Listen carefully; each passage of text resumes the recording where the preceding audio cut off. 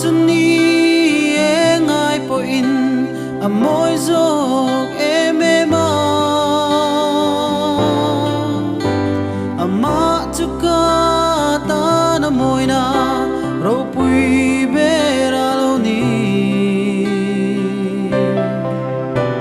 Nitin ma ain alo moi deu deu zelani la ta ka ka muin na ro hui da in minne na lilipar moi le far par arsi ai na engani kadu na te ati khatin ati lom deu deva Nitin ma ain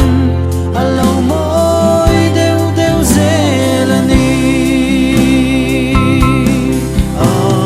then po kan se thei lo he lui kama trăng hia o ta suana ma ain a moi zual ze turani karil rua lo chau hunin aman min tran pui thui ka se om lai na man na ang sunga min pom thui Krista ka sual zong zong purtu ka ka mangai ani Nitin ma ain alo moi deu deu zelani a then po kan se thei lo he lui kama trăng hia o ta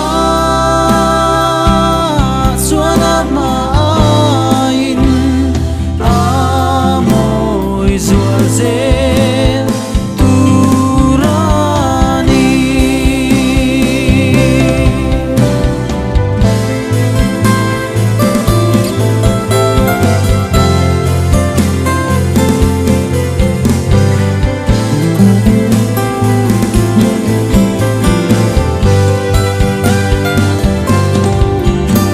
karil rua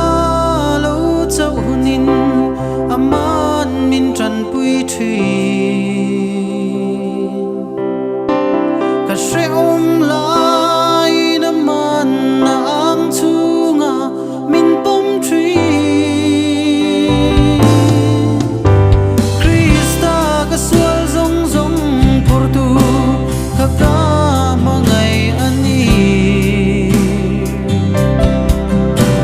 Nitin ma ain alo moi deu deu zelani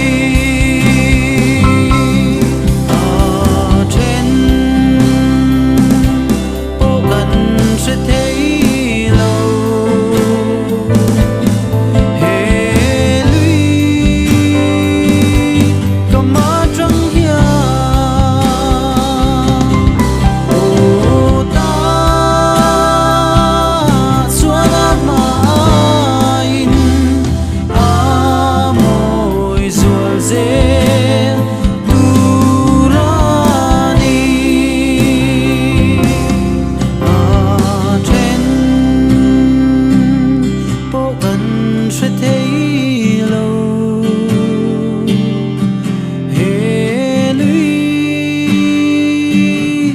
kama trăng hia